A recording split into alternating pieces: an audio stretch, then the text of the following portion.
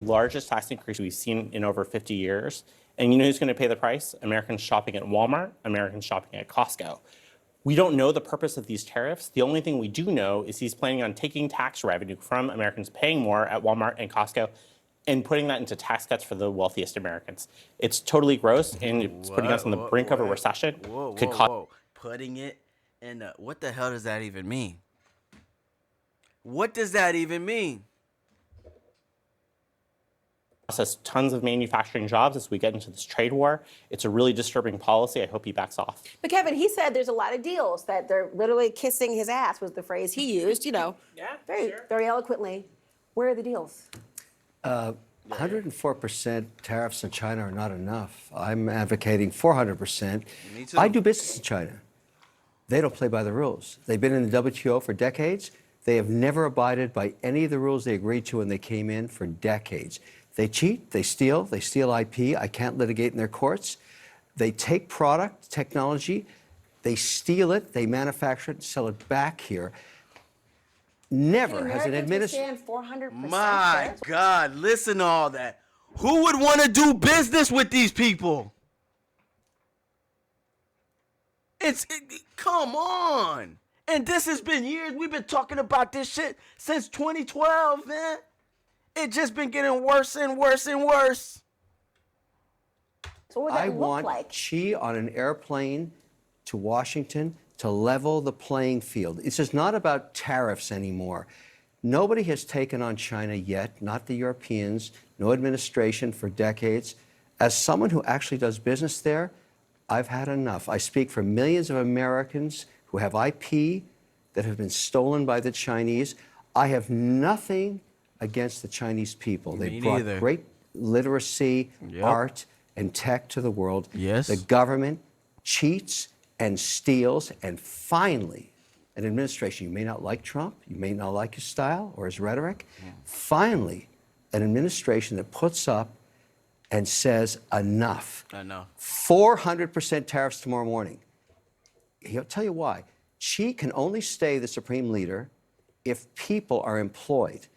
If we wipe out any business there, because we are still 39% of all consumables on Earth and 25% of the world's GDP, America is the #1 economy on Earth with all the cards. We will not have that forever. It's time to squeeze Chinese heads into the wall now. Well, I'm hold not on talking a about second, tariffs Kevin. on Well, 60 I hear you, but hold on. If we're talking about people, the average consumer, not necessarily the head honchos of businesses all across the globe, can they withstand the pressure of that sort of tax on the It's goods? short-lived. There will be. But what's your timeline compared to, you don't know the average American's timeline, what they can actually survive. There's people right now who can't survive 400% tomorrow morning, Xi's on an airplane to Washington to cut a deal. What do you think? Here's the thing, though. This is the perfect example of, I understand how it would benefit you, but that's not what the American people voted for. They voted because Trump said within 24 hours, costs will come down. Trump supporters, by the way, you're talking about, especially. Well, Trump said that. You see how the CNN is? They'll just say anything. No, we did not. They voted for Trump because they wanted change. Americans are tired of being finessed and being lied to, even by their own Democrats, even by CNN. We're tired of being manipulated. What this great lady saying is not, it doesn't make sense. And there were people in the middle who said, okay, I'm going to vote for that. 24 hours? Yeah, we voted for Trump because he said he was going to have food prices down in 24 hours. Like, we knew that was possible in the middle of all this tariff shit. And inflation. Like, we knew that was possible. Nigga, come on, we obviously knew it was going to take some time. He also said he'd end the wars. That's not happening. We still have supply chain issues. So I just filled up my tank yesterday. Gas prices are not down. Rent, groceries, prices are not down. And when people are looking at what's happening in the markets and they see the uncertainty and they see their 401ks, I had to listen to my mom talk about her investments on Sunday, and she's nervous. I get it. On top of that, though, don't forget, tomorrow we're going to have a vote on a budget that is going to be also another series of cuts for the American people and a little bit of gamesmanship, as you were saying, so that we can sort of pay for the tax cuts for folks like Kevin. Then we've also got Doge, and we've got the impact that the Doge cuts and the cuts in jobs are actually having on economies around the country. So it's when you layer all that together, and I think what you saw over last weekend is people don't want to wait anymore. People are angry. I mean, we saw incredible turnout over the weekend in rallies all across the country. We're seeing it in the polls. People are frustrated. I want to bring this into real terms as well. I mean, I'm an everyday person. I'm going to tell you that right now. And so when I think about how much things cost, I want to know things I'm going to afford or not afford. Listen to what somebody who's a furniture store owner in Kansas had to say about, say, the price of a sofa. With the 54%, if we sell a sofa for $1,000, we will have to sell it for $1,299. And if it's 104%, then that sofa will be over $2,000. I don't think they can afford it. And So then, and that's a real figure for a lot of people. and what do you $2,000 think happens to the Chinese company that no longer can sell that $1,000 couch? What do you think happens? You think they just go out of business? No, man. They either try to eat the tax or they force the government to make a deal. Because believe it or not, she don't have all the damn power in China. There's other billionaires in there too who got power. Matter of fact, they lock up billionaires because they're noticing when they're getting too powerful. So, okay. It's not just, okay, you take a loss, then we're going to take a loss. No, nigga, they got a whole business to run. If not, they lose hundreds of thousands of people out of work. That's worse than that's worse. Trust me. To do business, if you're going to make a profit, sometimes you got to eat the cost. Not saying you could eat a 4,000, like a 100 for a tariff. It's easy to eat that cost. No, but it will make you renegotiate, and that's what we want. We don't want a tariff, y'all. We want to renegotiate. dollar couch as opposed to what they thought they were going to spend? Yeah, that means higher prices for average Americans. And by the way, that's what Republicans in Congress right now are also worried about here.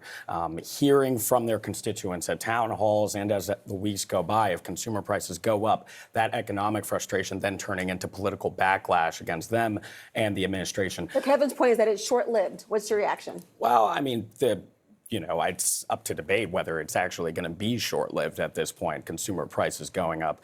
Again, economists say U.S. importers do pay the price of tariffs. That then goes down to the consumer. Also, one thing that is true. I'm not going to say, of course, that is true. 100% true is it's going to mean more prices. But if they keep their price too high and other companies see that and they have lower tariffs and they're like, bro, we can beat that price. What do you think? We're going to continue to buy the $2,000 couch from China? Nigga, China, you can have that $2,000 couch. We're going to buy that shit from the UK. We're going to buy that shit from somewhere in the West.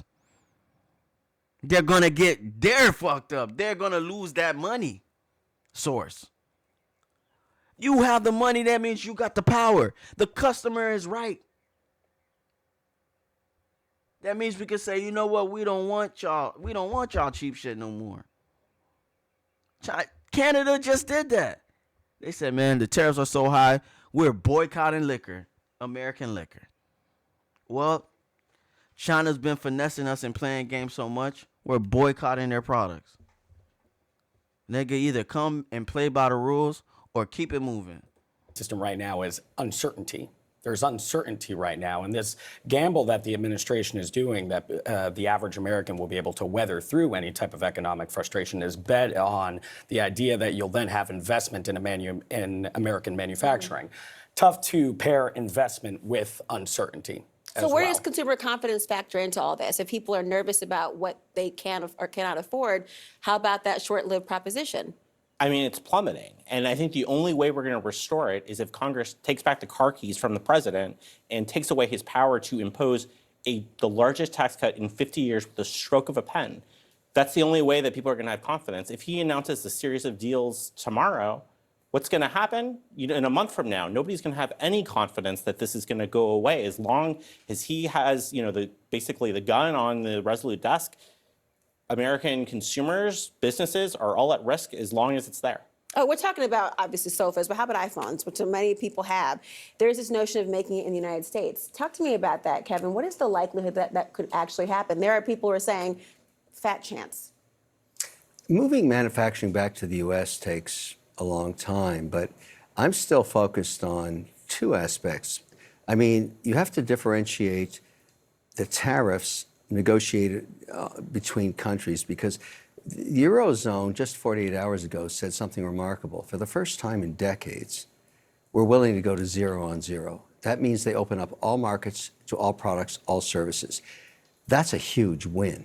So forget about Israel or Thailand or Cambodia. We're talking about one of the largest economies on earth saying, okay, we get the joke. You want to sell cars? You want to sell a Corvette in Berlin? We're okay at 0. We've never had that before. So let's call that a huge win. We haven't done the deal yet, but let's get the German people over here to start negotiating that. Agriculture in Britain will go to 0 on 0. Canada, we'll love. Oh shit, my bad. My bad, man. My bad. I didn't even know you was on here. No more damage had ever been done on America. We can't trust the U.S. Oh, come on now, man. The meme coin thing, come on. Don't do that, chat. Don't do that. Don't do that, Jonas. Come on, man. Should he have done the meme coin thing? No. But then again, anybody who buys a meme coin is an idiot. So I don't even blame it. If you buy a meme coin, you deserve to get finessed, bro. You want to get finessed. Congratulations. You got finessed. I swear to God. Anybody who buys a meme coin, you deserve to get finessed. I'm not even, nigga, I'm serious. If you bought into that meme coin shit, you deserve to be finessed. All right, let's keep going.